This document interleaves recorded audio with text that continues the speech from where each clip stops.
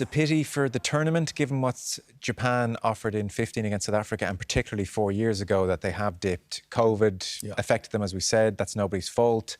And maybe some of the club players aren't available to go into camp as much as camp would like.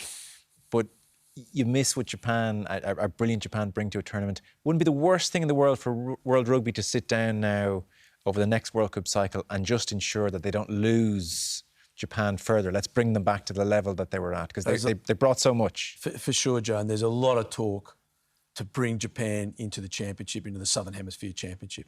They bring a lot of things, but they also bring huge commercial clout. You know, the Japanese economy is massive. Rugby in Japan is powered by the companies. It's powered by the Japanese-based companies like Tokyo, Sanyo and so on that are there.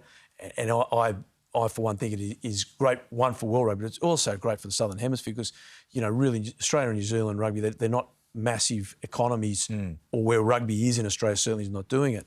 On the converse side, it's great seeing Fiji stand up. So Fiji are what Japan brought to the tournament. Last couple of tournaments, Fiji are bringing to this one. And interesting that Simon Ruawi, the coach, has had less time with the Fijians than Eddie Jones has with Australia. So we're seeing, the World Cup always seems to throw up one of the lower tier teams. They stand up. But it's great seeing Fiji do it because the talent in Fiji, the Fijian diaspora across the world is phenomenal. Yes, OK. Too good, unfortunately, well, for Australia.